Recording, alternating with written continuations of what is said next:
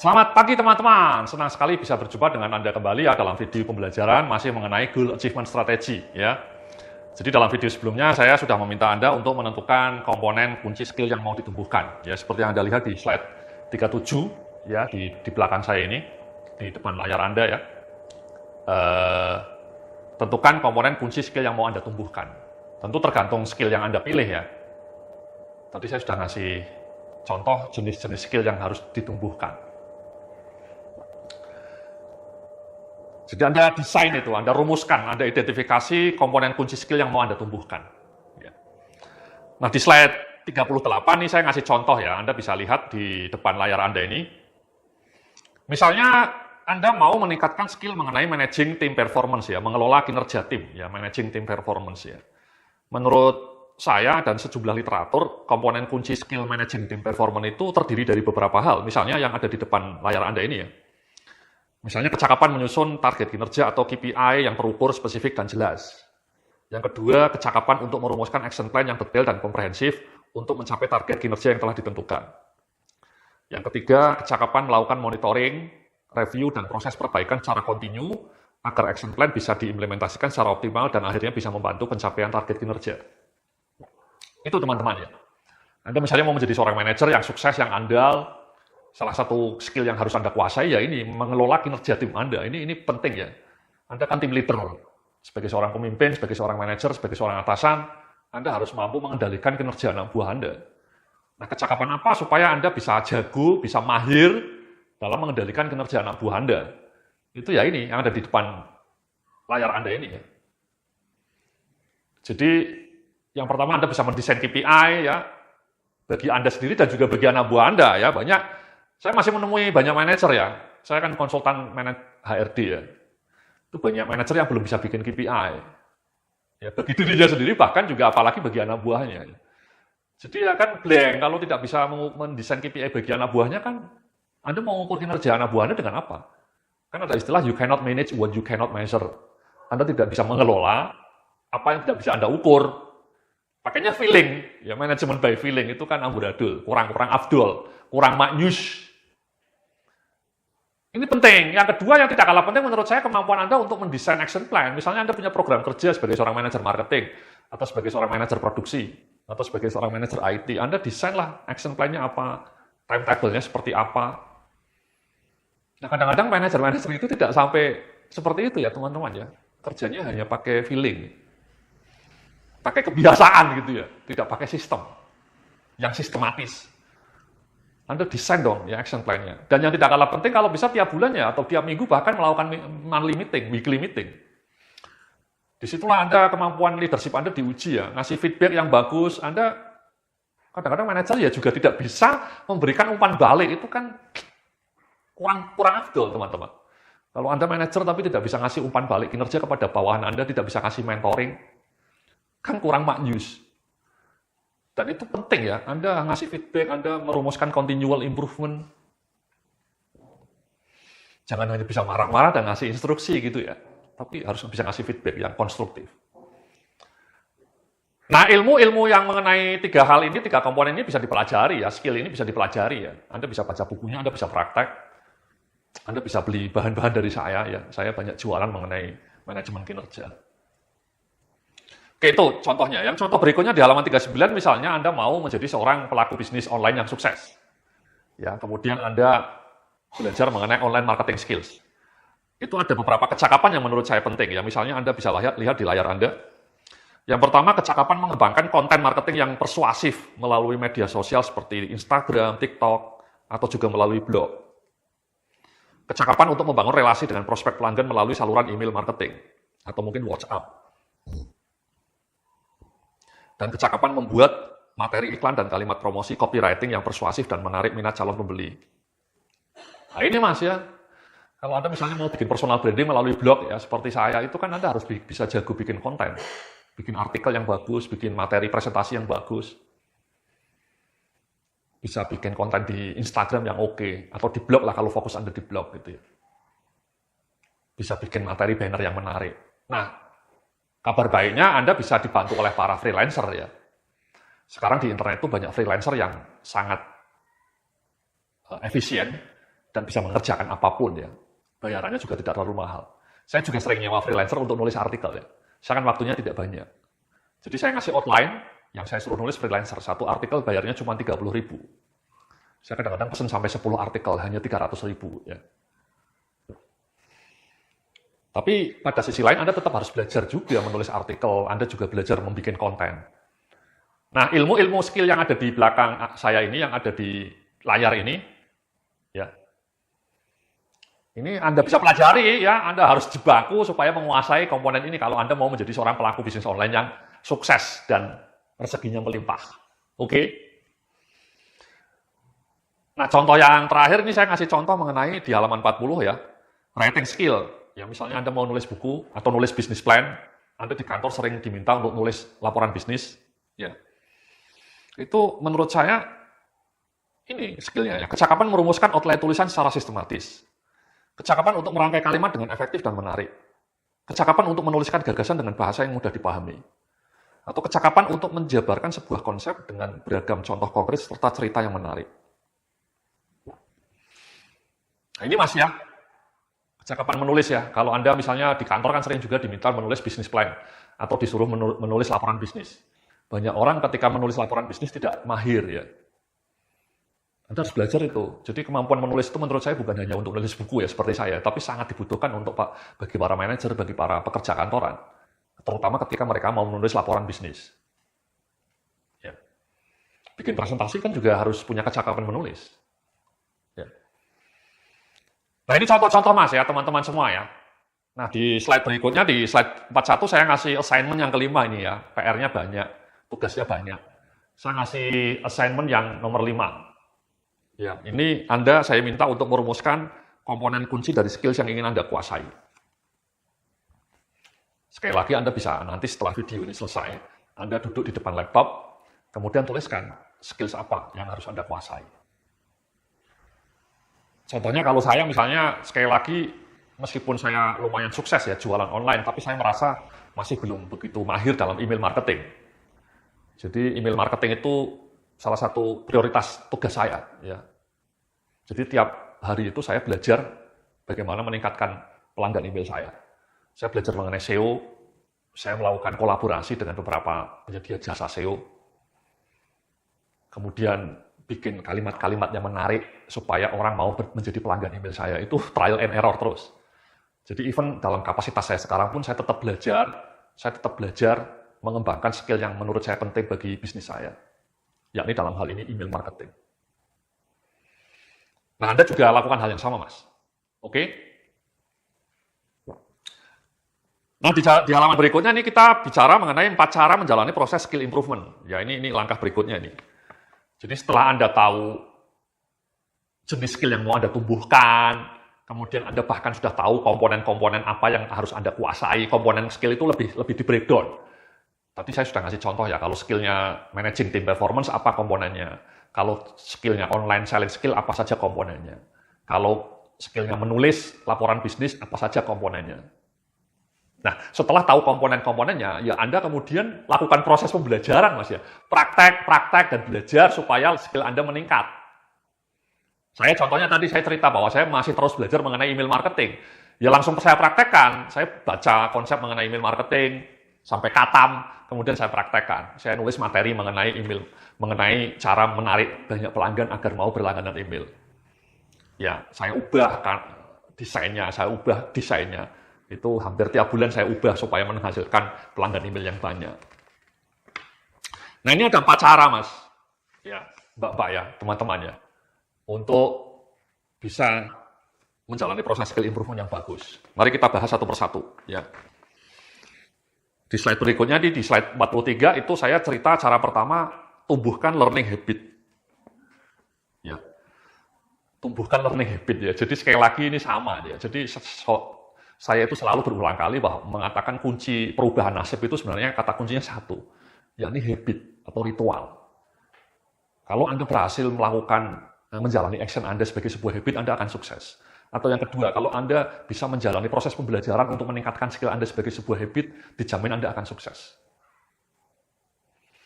Contohnya saya bisa nulis buku banyak, itu banyak orang nanya, Mas Yudhya, kok bisa nulis buku banyak dengan cepat, itu apa kuncinya? Sederhana Mas, karena saya banyak baca buku. Jadi ada sebuah pepatah yang sangat klasik yang mengatakan seorang penulis buku yang baik itu selalu pembaca buku yang tekun. Tidak mungkin Anda bisa menulis buku yang bagus kalau bacaan Anda rendah gitu ya. Kalau bacaan Anda jelek. Nah, saya itu tiap tahun baca buku minimal 50 judul buku. Kenapa saya bisa membaca buku sampai 50 judul? Seminggu satu buku. Karena saya punya habit. Ya, punya kebiasaan yang saya ulangi di jam yang sama selalu habis maghrib. Saya selalu membaca buku. Ya, 1 jam. Habis sisa makan, baca buku lagi. Itu habit yang sudah saya lakukan bertahun-tahun. Ritualnya sederhana. Tapi akumulasi ritual itu sangat powerful. Nah, bayangkan kalau Anda juga punya ritual yang sama. Ya, jadi ketika Anda punya learning habit, ya, seperti di layar Anda ini, maka Anda akan cetarong bahana, Mas. Ilmu Anda, skill Anda akan cetarong bahana. Ya. Nah, kalau bisa, sama sih, Mas, ya, Mbak-mbak ya. Sama dengan di video-video sebelumnya ya. Jadi kalau bisa Anda punya habit plan yang spesifik. Contoh habit plan yang spesifik di halaman 44 nih, saya ngasih contoh. Misalnya ya, setelah selesai makan malam, maka saya akan selalu membaca buku minimal 5 halaman. Buku-buku yang berkaitan dengan bidang bisnis, bidang pekerjaan saya. Ya. Atau yang kedua, setelah istirahat makan siang di kantor misalnya, kalau Anda sudah kerja di kantor ya, maka saya akan belajar mengenai Instagram marketing selama 20 menit. Ya. Kata-kata Instagram marketingnya bisa Anda ubah sesuai dengan topik yang Anda ingin kuasai ya. Bisa mengenai blog marketing, bisa mengenai email marketing, atau bisa mengenai pekerjaan teknis Anda. Tapi yang pasti setiap habis makan siang, Anda jangan tiduran. Ya, cuman tiduran di kantor, rebahan. Tapi sebaiknya gunakan waktu 20 menit untuk baca artikel, melihat video YouTube, mengenai bidang topik yang ingin Anda kuasai. Jangan setelah makan siang malah ngobrol, ngalor ngidul, atau setelah makan siang nonton YouTube, dangdutan gitu ya. 20 menit nggak kerasa gitu ya. Itu kan wasting time menurut saya ya. Manfaatkan itu 20 menit untuk belajar sesuatu yang krusial bagi masa depan Anda. Atau ini ya, setelah selesai makan malam, jangan nonton Netflix atau drama Korea gitu ya. Sekarang ini banyak hiburan ya, TV streaming itu kan banyak ya, drama Korea, Netflix itu kan film-filmnya bagus. Tapi menurut saya, Anda nonton itu mungkin sekali saja, seminggu sekali ya. Kalau tiap malam Anda nonton seperti itu, wasting time menurut saya, kurang afdol lah, kurang bijak. Jauh lebih baik waktunya Anda alokasikan untuk upgrade your skills. Makanya saya tidak langganan Netflix, ya. Saya tidak langganan Netflix, tidak langganan TV-TV streaming itu. Karena tiap malam waktu yang saya punya, itu saya alokasikan untuk baca buku. Menurut hemat saya itu jauh lebih bermakna bagi kehidupan saya di masa depan. Daripada menghabiskan waktu untuk nonton televisi streaming ya. Atau ini contoh yang berikutnya ya, setelah sarapan pagi setiap hari Minggu atau hari Ahad, maka saya akan membuat konten artikel baru untuk blog saya. Ini yang ketiga, ini juga saya praktekkan Mas ya. Jadi ini contoh, 3 contoh ini yang saya selalu praktekkan, nomor 1 sama nomor 3 ya, contoh yang juga saya alami ya. Yang nomor 1, setelah habis maghrib saya baca buku. Saya juga nulis blog itu tiap hari Minggu. Ya, setelah sarapan, saya nulis blog. Ya, itu sudah saya lakukan selama 10 tahun lebih. Itu habit juga. Habit menulis. Jadi, saya merasa bahwa saya bisa menulis buku dengan cepat. Itu karena saya dilatih selama 10 tahun. Bayangkan selama 10 tahun lebih saya tiap minggu nulis. Itu melatih sel-sel otak saya untuk pandai menulis. Itu contohnya teman-teman ya. Anda kalau bisa bikin seperti ini juga, ya kasusnya tentu berbeda ya, sesuai dengan situasi Anda sendiri ya. Bukan situasi yang bisa berbeda dengan contoh ini, tapi poinnya adalah Anda tetapkan di jam yang sama, Anda lakukan proses untuk pembelajaran. Jadi bikin habit, bikin ritual di jam yang sama. Entah pagi, entah sore, entah malam. Oke? Nah, kemudian yang cara kedua, langkah kedua, terapkan prinsip 80% praktek, 20% teori, ya, learning by doing. Jadi konsep belajar yang paling powerful itu namanya learning by doing. Ya, belajar sambil praktek. Kalau Anda cuma nonton video saya ini sekarang ini ya, berjam-jam nonton tapi tidak pernah praktek, ya sorry Mas, dampaknya kurang signifikan, ya Mbak-mbak ya. Banyak orang hanya ikut seminar, ikut kursus online seperti ini, baca buku gitu ya. Tapi tidak dipraktekkan. Itu kan kurang maknyus. Ya. Kalau bisa learning by doing Mas, apalagi kalau Anda sebagai seorang pekerja kantoran, itu kan kalau bisa, misalnya Anda belajar mengenai tadi, managing team performance. Anda belajar mengendalikan kinerja tim Anda. Anda baca konsepnya, Anda baca panduannya, Mungkin Anda bisa baca di blog saya, banyak itu panduan mengenai KPI. Tapi kemudian ya dipraktekkan, langsung dipraktekkan dengan anak buah Anda, dengan teman kerja Anda. Atau Anda mau belajar mengenai email marketing seperti saya ya. Saya baca panduannya sudah katam, sekarang tinggal praktek. Saya praktekkan, saya ulik trial and error. Itu jauh lebih powerful, teman-teman. Saya dulu bikin blog, ya baca panduannya, langsung malamnya saya praktekkan. Ya. Baca panduan, nulis artikel bagaimana, saya baca bukunya itu. Tapi kemudian saya praktekkan langsung. Ya. Anda misalnya mau jualan online, ya langsung praktek. Ya buka toko di Tokopedia, di Shopee, Anda pasang iklannya, cara pasang iklan di Shopee, cara pasang iklan di Tokopedia kan ada panduannya, mudah. Anda langsung praktek. Anda melihat video panduannya di YouTube, kemudian Anda praktek.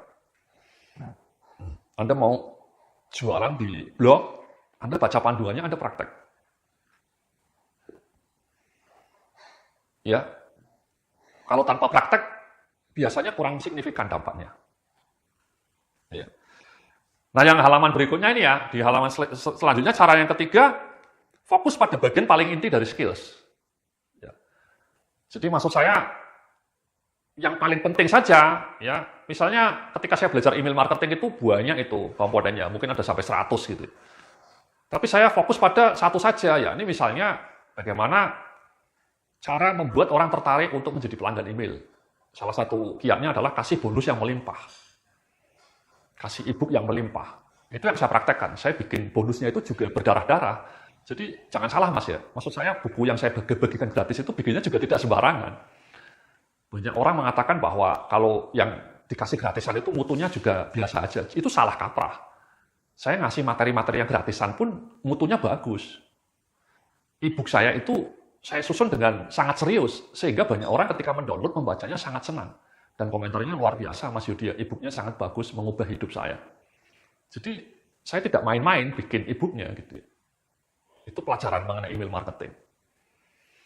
Atau misalnya pelajaran mengenai leadership gitu ya. Apa komponen kunci yang paling inti dari leadership itu menurut saya ya kemampuan Anda merumuskan target kinerja bagi anak buah Anda dan kemudian memantaunya dan kemudian memberikan feedback itu bagian paling penting itu mas. Anda tidak perlu harus jago komunikasi, mungkin Anda tidak perlu harus tahu detail gitu ya. Tapi yang penting Anda tahu target kinerja tim Anda tahu cara memantaunya, kemudian Anda tahu cara ngasih feedbacknya. Itu saja komponen kunci. Ya. Jadi fokus pada bagian inti, tidak usah belajar yang terlalu banyak, ya kadang-kadang orang terjebak belajar terlalu banyak, baca panduannya terlalu banyak, tapi tidak pernah praktek. Itu yang sering terjadi teman-teman. Ya. Istilahnya terjebak pada hutan, tapi tidak action. Baca terus, ikut kursus terus gitu ya, tapi tidak pernah action. Terlalu malah nanti jadi bingung. Ya. Nah cara keempat ini, cara terakhir temukan sense of progress atau kemajuan dalam skill improvement. Ini penting ini mas, jadi Anda harus menemukan semacam rasa kemajuan ya. Anda merasa skill Anda nambah gitu ya. Contohnya ketika saya belajar mengenai email marketing ya sangat mudah ya progresnya ya. Berapa dalam 1 bulan itu pelanggan email saya nambah. Kalau misalnya penambahan jumlah pelanggan emailnya sesuai target yang saya tetapkan, berarti itu kan progres saya bagus. Misalnya 500 per bulan, naik lagi jadi 600, naik lagi jadi 700. Kalau angkanya stagnan berarti kan skill saya stagnan juga. Sama mas ya, jadi kalau Anda melakukan praktek belajar mengenai misalnya mengenai leadership atau mengenai managing team performance atau mengenai jualan online, Anda harus menemukan semacam target yang bisa Anda ukur. Misalnya kalau jualan online ya tentu mudah ya, jualannya laku enggak. Tapi kalau misalnya leadership ya mungkin targetnya action ya. Misalnya action menentukan KPI. Sudah berhasil nggak Anda bikin KPI untuk anak buah Anda? Atau yang berikutnya, Anda wajib melakukan action meeting bulanan ngasih feedback, ngasih umpan balik. Sudah berhasil nggak Anda ngasih umpan balik kepada anak buah Anda? Anak buah Anda kinerjanya meningkat nggak? Ya, itu kan ukuran-ukuran yang mudah dipantau. Kalau anak buah Anda kinerjanya makin meningkat, targetnya tercapai, berarti kan skill Anda leadership-nya Anda makin tumbuh. Ya. Atau misalnya Anda belajar mengenai personal branding melalui blog. Ukurannya ya jelas. Anda pengunjung blog Anda nambah nggak? Ya, kalau stagnan ya berarti Anda kurang bagus. Atau misalnya Anda mau personal branding melalui media sosial. Di YouTube misalnya. Anda bikin video, kemudian videonya yang nonton makin banyak nggak? Gitu ya. view-nya makin banyak nggak? Itu kan ukurannya kemajuan. Atau di Instagram, follower Anda makin banyak nggak? Atau di Twitter, konten Anda banyak yang nge-like nggak? Banyak yang retweet nggak? Itu kan ukuran-ukuran kemajuan skill Anda, Mas. Kalau follower Anda tidak nambah-nambah, yang view-nya stagnan, itu berarti kan skill Anda stagnan juga tandanya, ya. Konten Anda stagnan. Itu pertanda skill Anda stagnan juga. Jadi itulah Mas, ya, temukan sense of progress, temukan ukuran-ukuran yang membuat Anda merasa Anda punya kemajuan. Itu penting sekali ya, teman-teman, yang nomor 4 ini ya. Karena penelitian menunjukkan motivasi Anda akan tumbuh kalau Anda merasakan sense of progress. Kalau Anda misalnya belajar email marketing kayak saya, kemudian saya melihat pelanggan saya nambah sampai 1.000 per bulan, itu saya happy sekali. Dan itu membuat saya makin bersemangat. Atau dulu ketika saya ngeblog, saya nulis tiap minggu, kemudian traffic blog saya makin naik, banyak artikel saya jadi viral. Itu sense of progress seperti itu sangat memotivasi saya untuk terus menekuni bidang itu. Sebaliknya kalau Anda merasa progres Anda stuck, itu biasanya motivasi Anda juga akan pelan-pelan menurun. Nah, solusinya ya cari ukuran lain yang lebih sederhana, cari target lain yang lebih kecil, yang mudah dicapai. Mungkin ukurannya sekedar pelaksanaan action saja. Anda merasa sudah bisa sudah bisa mencapai keberhasilan kalau action plan Anda itu bisa Anda eksekusi. Ya. Itu penting, Mas. Ya. Jadi itulah, Mas, ya, 4 cara untuk meningkatkan skill Anda. Yang pertama, sekali lagi tadi, tumbuhkan learning habit. Yang kedua, terapkan prinsip learning by doing, jangan hanya teori. Yang ketiga, fokus pada bagian inti dari skill. Dan yang keempat, yang sangat penting ini, temukan progress. Dan sekali lagi, progres ini hanya akan bisa Anda temukan kalau Anda banyak praktek. Kalau Anda hanya cuma belajar teori saja, kan tidak bisa Anda mengukur bagaimana kemajuan Anda. Kan Anda hanya bisa mengukur kemajuan Anda dengan nyata, hasil nyata, praktek. Itulah 4 cara yang harus Anda lakukan supaya Anda skillnya makin cetar membahana. Oke? Terima kasih. Kita lanjutkan dalam video berikutnya. Salam sukses, penuh kemuliaan.